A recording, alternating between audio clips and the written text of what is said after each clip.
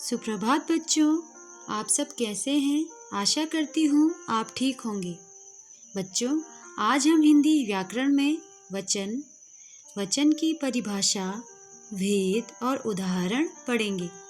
चलिए कुछ चित्रों और वाक्यों से हम वचन को समझते हैं। पहला वाक्य है लड़की नृत्य कर रही है तथा दूसरा वाक्य है लड़कियां नृत्य कर रही हैं। बच्चों, इन चित्रों को ध्यान से देखिए तथा वाक्य भी पढ़िए। पहले चित्र में आप देख रहे हैं कि एक लड़की नृत्य कर रही है। अब दूसरे चित्र को देखिए। इस चित्र में 5 लड़कियां नृत्य करती हुई नजर आ रही हैं। इस प्रकार आपने देखा, पहले चित्र में है एक लड़की तथा दूसरे चित्र में है लड़कियां।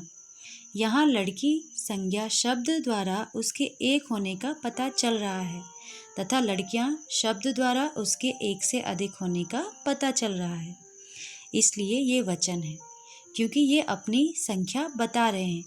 चलिए कुछ और चित्र देखते हैं। पहला चित्र है घोड़ा दौड़ रहा है। दूसरा चित्र है घोड़े दौड़ रहे हैं।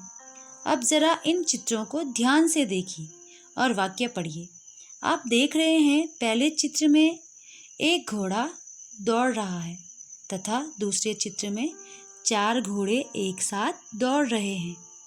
इस प्रकार स्पष्ट होता है, पहले चित्र में है एक घोड़ा और दूसरे चित्र में है घोड़े, यानी कि दूसरे चित्र में एक से अधिक घोड़े हैं।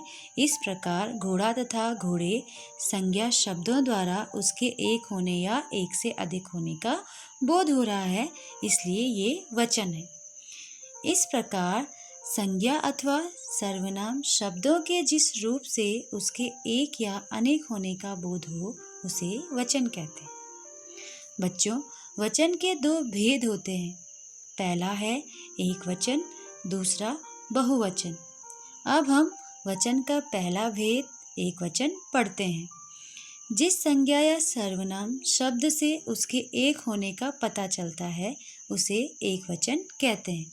जैसे कुछ वाक्य पढ़ते हैं। कुशा ने साइकिल खरीदी। इस वाक्य से पता चलता है कि कुशा ने एक ही साइकिल खरीदी है, बहुत सारी साइकिलें नहीं। दूसरा वाक्य पढ़ते हैं, ऋचा ने रसगुल्ला खाया। इस वाक्य से यह पता चलता है कि ऋचा ने एक ही रसगुल्ला खाया है, बहुत सारे नहीं। इसलिए इन वाक्यों में साइकिल तथा रसगुल्ला शब्द एक वचन है। अब हम वचन का दूसरा भेद बहुवचन पढ़ते हैं।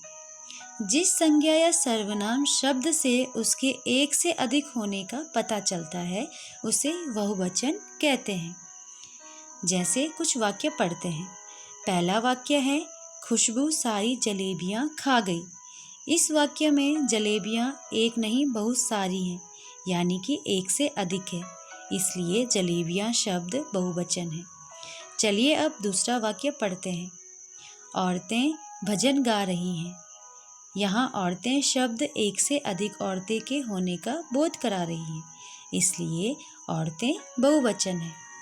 तो बच्चों, आज हमने वचन व उसके भेद ठीक से पढ़े। आशा करती हूँ कि आपको वचन ठीक से समझ में आ गया होगा। धन्यवाद।